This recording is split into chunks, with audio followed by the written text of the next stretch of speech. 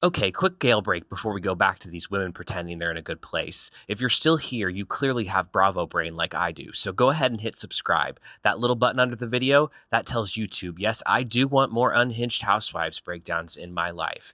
Now the bell is very I said what I said. That's you telling YouTube, don't play with me, I want to know the second she posts.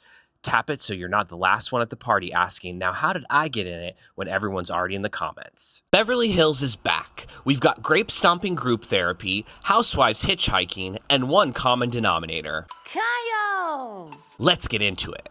We open on the last full day in Italy. Sutton tells Amanda yesterday on the car ride home, Erika whipped out her phone and typed Amanda's name into ChatGPT.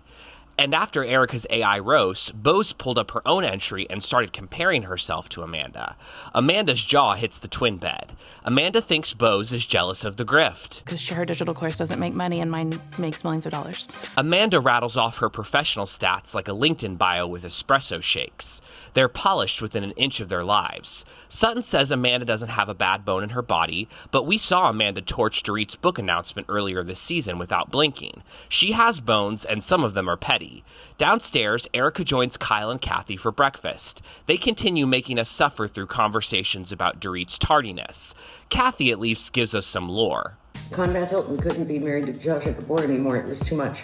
The cast splits up for the day. Grape stomping and gelato. Bose, Amanda, and Natalie bike through Tuscany, while Rachel, Sutton, and Jennifer take the car with air conditioning and judgment. Kyle and Erika, meanwhile, wait for Dorit.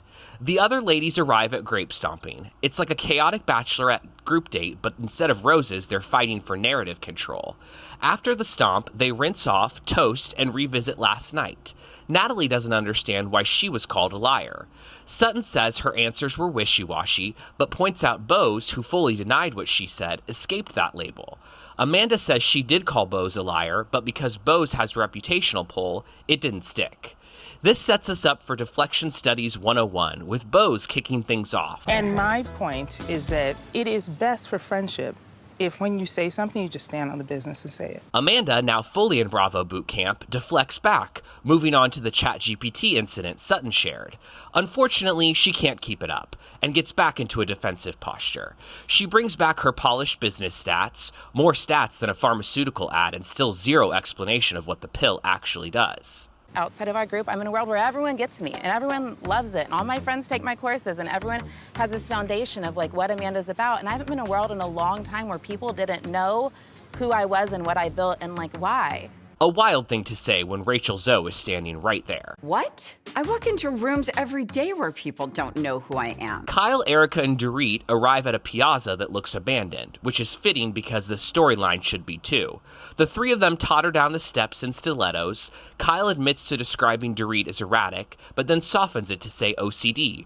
None of these women are doctors, but Kyle is absolutely board certified in passive-aggressive internal medicine. Erika says she doesn't think Dorit is erratic, just overwhelmed and defensive. Dorit's not buying their hallmark edit, and she drops the guillotine. Here's the thing, Kyle. I trust Bose. I don't trust you. Dorit points out that last year was all about rebuilding trust after the PK text fiasco. And now Kyle's talking about her to everyone but her. Giving me every Tell reason not to me trust what it is. you. They're going in circles in the Italian heat and decide to cool off with gelato. Dorit tells Kyle it's about feeling supported during her divorce.